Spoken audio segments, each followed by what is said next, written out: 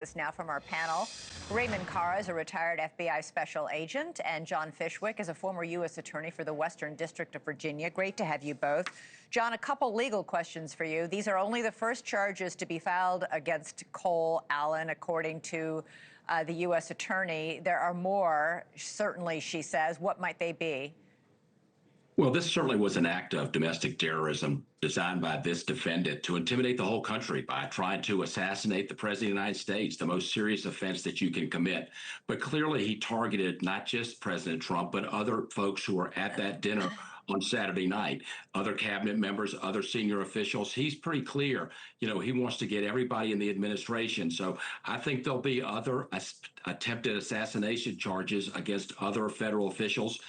This is going to be a lengthy investigation, lots of evidence to be gathered with the digital evidence, with the neighbors, et cetera.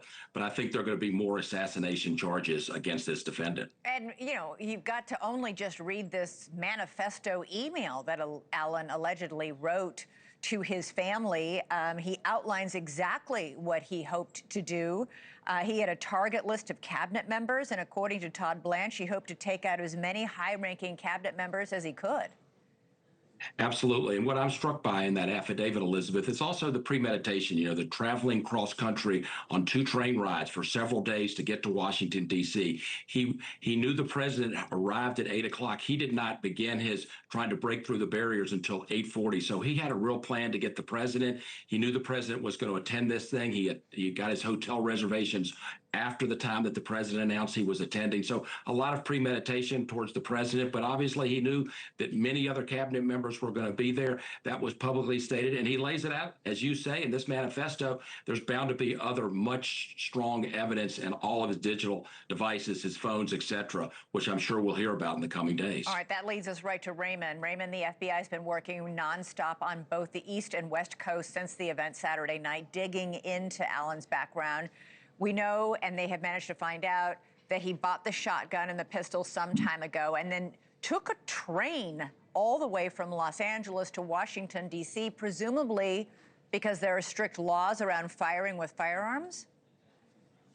Yeah, there are. But when you go back to that manifesto, it's more of a pre-attack justification document. And we see that a lot when individuals are engaging in targeted violence. And in this thing, he kind of framed this manifesto in a way that it wasn't a choice. It was more of a moral obligation for him to commit this act of violence. And I'm surprised that, and you look of him renting the hotel room, and in renting the hotel room, it put him right inside the area where he didn't have to worry about much. His pre-planning, when you look at the pathway to violence, his research and planning, he picked out his targets. He talked about his rules of engagement. He talked about the weapons he was going to use, talked about the ammunition he was going to use, and even the security gaps. Yeah, Raymond, you bring up the timeline, which is crucial here. On March 2nd, President Trump announces that he will attend the White House Correspondents' Dinner. Then 4 days later, Allen makes his hotel reservation at the Hilton Hotel where the dinner is held. So that shows a lot of premeditation. On April 21st, he tells his students and coworkers that he has a family emergency. And that's when he gets on this train for Washington, D.C., arriving 3 days later, the night before the event. It's all elaborate planning. And it feels like it's so elaborate that it shows kind of an obsession. It does. You'll find when they do some testing on this individual that there's going to be some mental deficiencies with this individual. But I feel very comfortable in saying, had he tried to enter that facility the day of the event, he would have never got in. However, because he was in, he already belonged where he was. And the security is not so much geared on the hotel rooms as it is the venue where the ballroom, where everything's going to take place. And he was able to observe them setting up, which you see in that video, him running through. He practiced that over and over in his mind, knowing that, hey, here's my opportune time to do this. And the security that was set up did exactly what it was supposed to do. How, He how, never made it into the room. how does somebody even run like that fast with a 12-gauge shotgun is a huge weapon. He also had a .38 semi-automatic pistol and 3 knives. I mean, how does somebody run like that with all of that weaponry? I'm sure that there's in some of the pre-planning with this individual that he trained that way.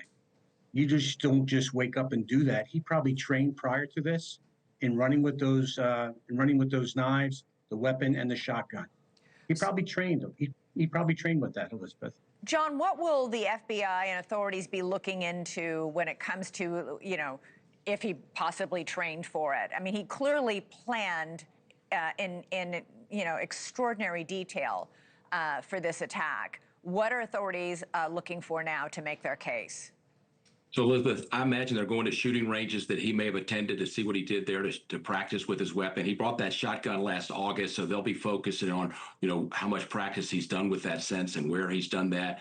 They're going to look at all the digital devices to see, who he talked to, but they're going to look to see what he practiced. He may have videotaped himself. He may have had a self-aggrandizement view of himself. He may have had videos of himself practicing. So they'll look at all that digital evidence, but he will have practiced this. I agree absolutely. And on other occasions, not just shooting, but in running. And people like this like to show off, and that's always a great advantage for law enforcement when they choose to do that. Well, we saw him in that manifesto-type email to his family, even saying, I can't believe how terrible security is here. Nobody checked my luggage when I checked into the Hilton Hotel. He was able to walk up to the front counter, check in with all that weaponry in his suitcase, and go up to his room, which was just a few floors above where the President of the United States was about to have dinner. It's extraordinary. We're going to dive into the security precautions taken around this event. But in the meantime, Raymond Carr, John Fishwick, great to have you both on. Really appreciate it.